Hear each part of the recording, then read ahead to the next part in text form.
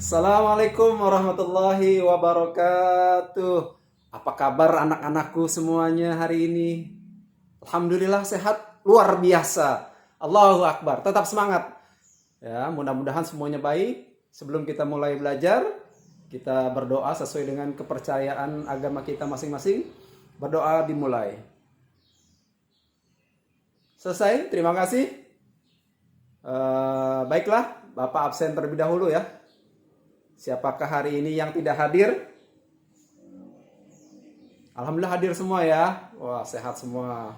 Hari ini Bapak mengajar 2 kelas 5 dan kelas 6. Bapak mulai lebih dahulu kelas 5. Ya, dibuka silahkan bukunya. Tema kita belajar tema 7, subtema 1, pembelajaran 1, pelajaran IPA. Ya. Oke, sudah dibuka bukunya? Ya, silakan.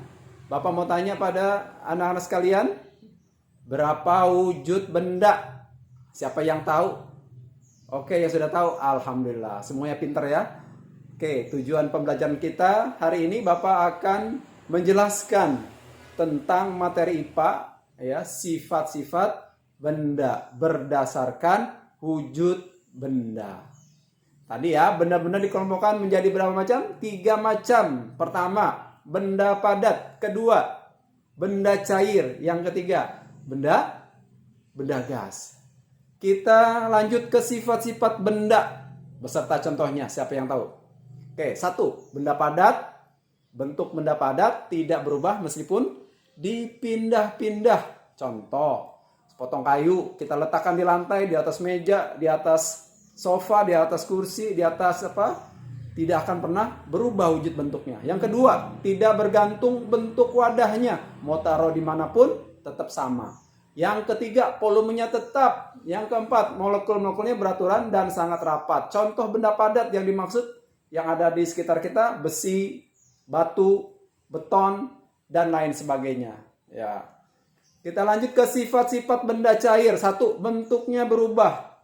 Kalau air dimasukkan ke dalam gelas, maka seperti gelas. Kalau dimasukkan ke dalam botol, maka seperti botol. Yang kedua, bentuk permukaan benda cair yang tenang dan selalu datar. Yang ketiga, benda cair mengalir ya dari tempat yang lebih tinggi ke tempat yang lebih rendah. Yang keempat, benda cair menekan ke segala arah. Ya, yang kelima, molekul-molekulnya tidak beraturan. Yang keenam, molekul-molekulnya dapat bergerak bebas, sulit ditempatkan.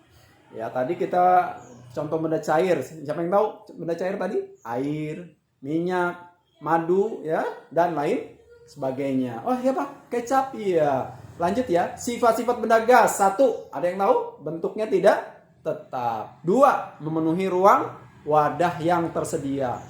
3, volumenya berubah.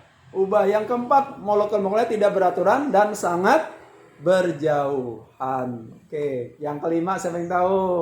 Molekul-molekulnya dapat bergerak sangat bebas. Yang keenam, dapat mengalir dengan sangat mudah. Yang ketujuh, volumenya tetap dapat ditempatkan. Ya, adapun contoh benda gas, siapa yang tahu tadi? Iya, betul, uap air. Apalagi? Balon, apalagi? Asap dan lain sebagainya. Sampai sini ya. Ada pertanyaan dari penjelasan Pak Guru? Silakan bertanya bila sudah. Oke, iya Adi silakan bertanya. Sudah kita buat kelompok praktek IPA hari ini dan menjawab soal latihan LKS ya. Itu ada di halaman 6 sampai 8. Lanjut ya. Sekarang Bapak ada di kelas 6 nih. Materinya sama IPA tema 7 subtema 1 pembelajaran 1 tentang pubertas. Ayo. Siapa yang tahu nih apa itu pubertas?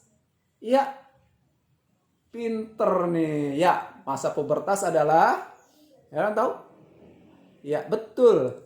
Ya, tujuan pembelajaran ini adalah kita bicara tentang pengertian pubertas dan ciri-cirinya.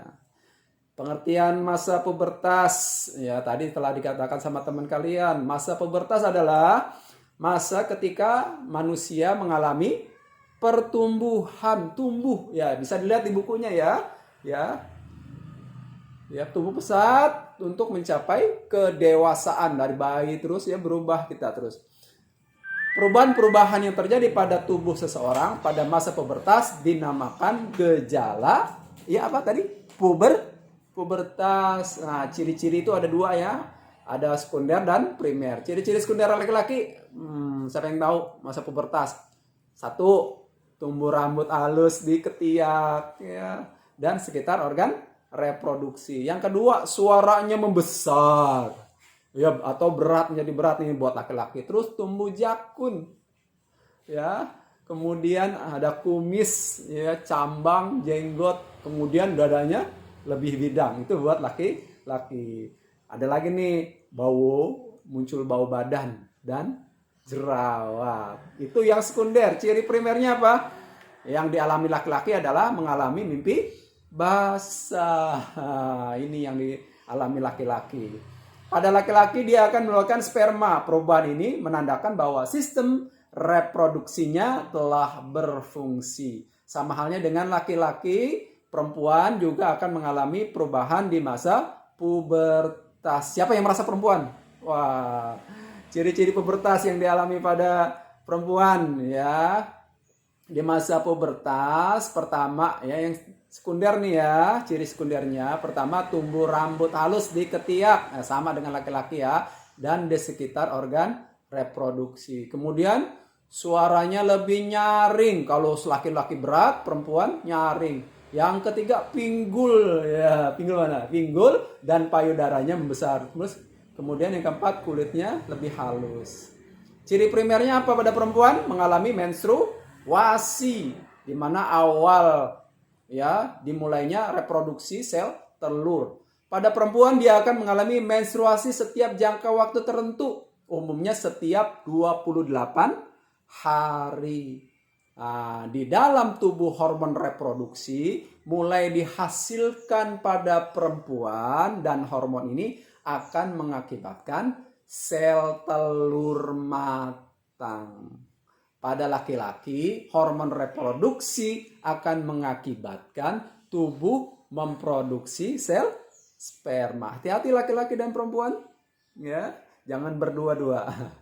Jika sel telur dan sel sperma bertemu, ya, dapat terjadi pembuahan dan dapat tumbuh menjadi bayi. Oke, penjelasan Pak Guru sampai di sini. Penjelasan Bapak, ya, ada pertanyaan? Any question? Oke. Oh, Nuri silakan. Oh, pertanyaannya bagus sekali pertanyaannya. Ada yang tahu jawabannya? Oke, sekarang kita lanjut ya. Kita buat kelompok yang sudah ada ya. Kita diskusi materi ini. Silakan dijawab sesuai dengan tabel yang ada di LKS halaman ya 9, 10. Sebelumnya Bapak Guru akan simpulkan materi hari ini ya, pengertian pubertas dan ciri-cirinya. Kemudian ya, Bapak cukup sampai sini, kita berdoa sesuai dengan selesai ya. Kita berdoa sesuai dengan kepercayaan kita masing-masing. Berdoa mulai. Selesai. Terima kasih dari Pak Guru ya. Selamat dan tetap semangat. Salam sehat selalu. Assalamualaikum warahmatullahi wabarakatuh. Terima kasih anak-anakku.